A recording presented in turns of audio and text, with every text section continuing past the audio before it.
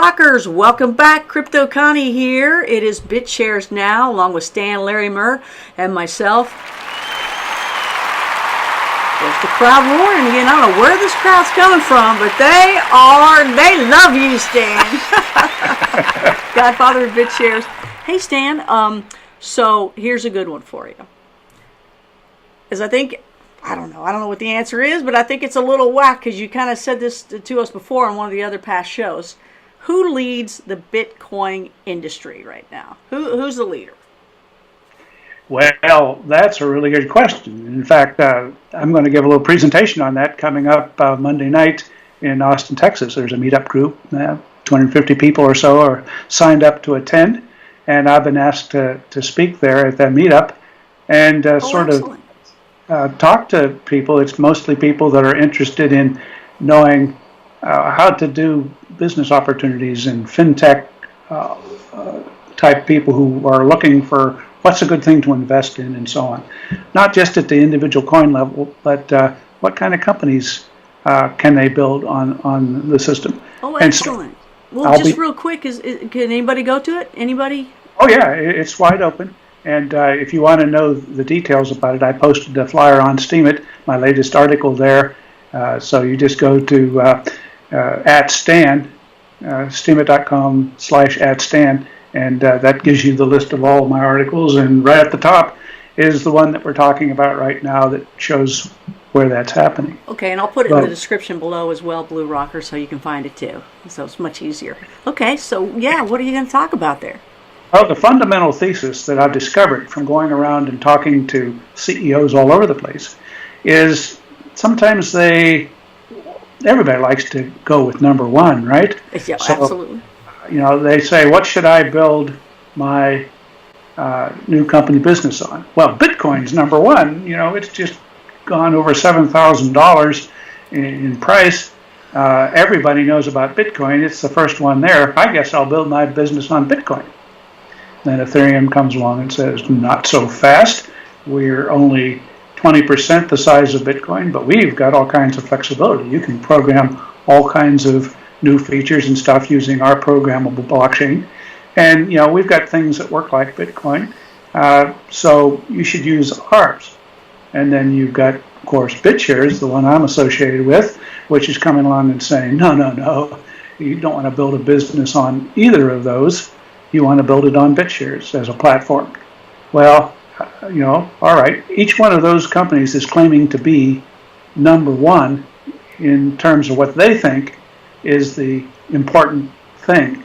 That if you are a CEO of a company and you've hired a technical staff to advise you how to get into cryptocurrencies, it depends on who you hire. If you hire somebody who cut their teeth on Bitcoin, they're going to recommend Bitcoin.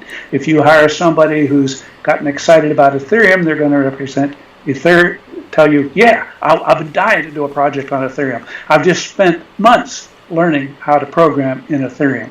So, when you're a hammer, everything looks like a nail.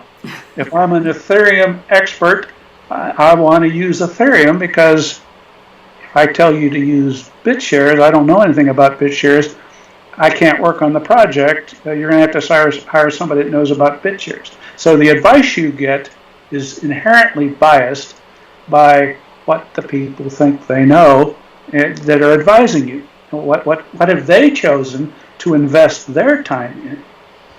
And so I don't blame the people who spent a lot of time learning the technical details of Bitcoin, but they're not going to recommend Ethereum because if they did, you'd have to go hire an Ethereum engineer to build your system for you. So I wanted to tell and share with people, what is it that I care about?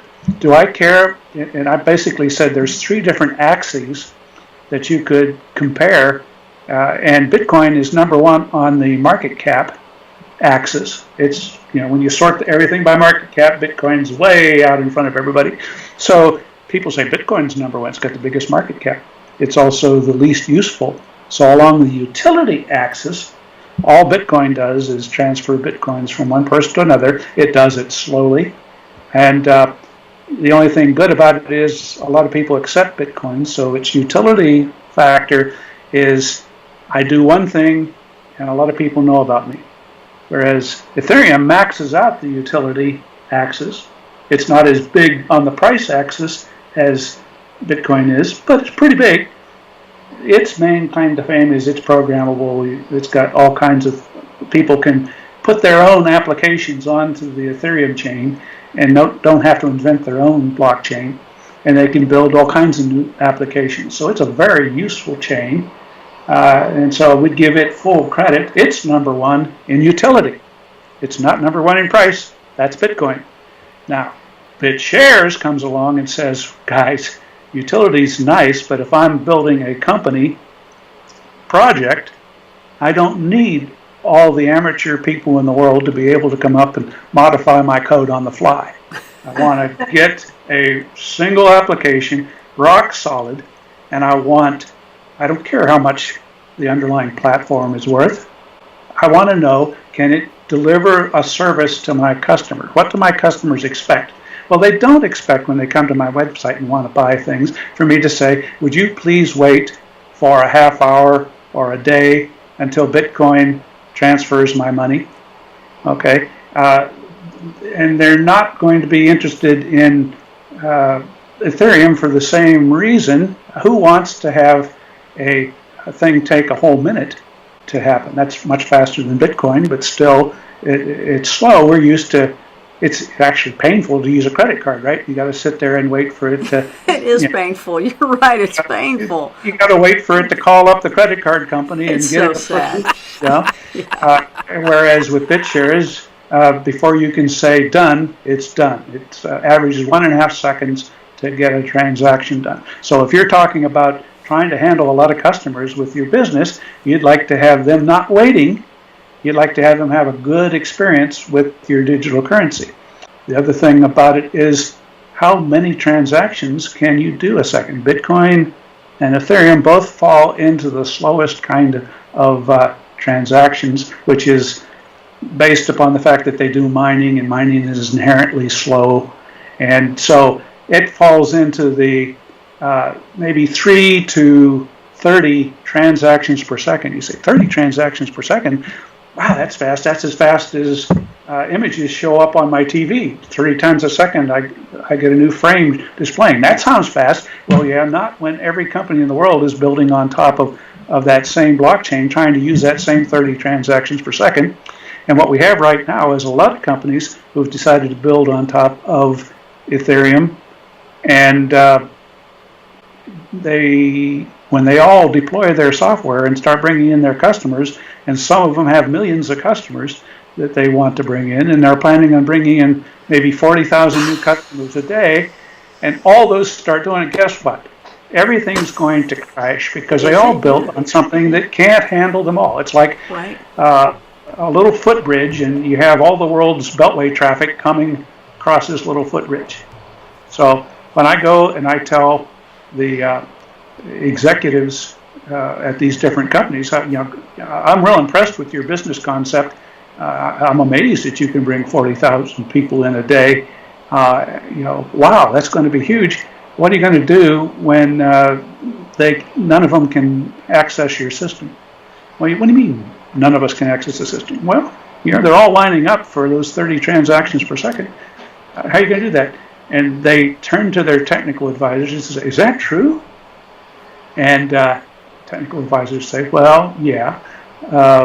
They only do that. It's not been a problem right now, except when there's a big ICO. Sometimes Ethereum backs up for a day because there's too much traffic using it, but it hasn't been a problem so far. And did I tell you that all the cool kids use Ethereum, and I want to use Ethereum too? And the CEO is saying, you picked Ethereum because your friends are using it and because it's cool. You're and because fired. They don't fire them while I'm around, but I want to be in that room or that woodshed afterwards where they said, you advised me without taking into the fact that it can't handle the load my business wants to bring on the very first day. Right. So, that is just a kind of a hint. I'm going to talk about a lot more than just that.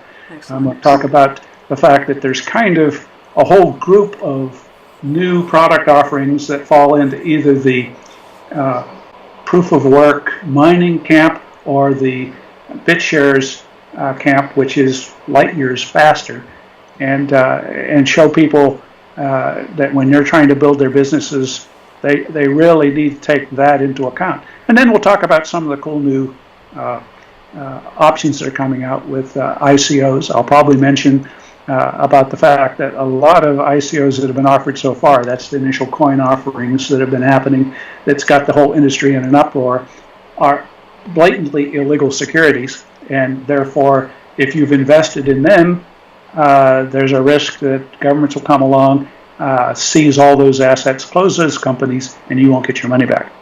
So if you're going to start buying ICOs, you'd better be asking the question, is this ICO following the rules?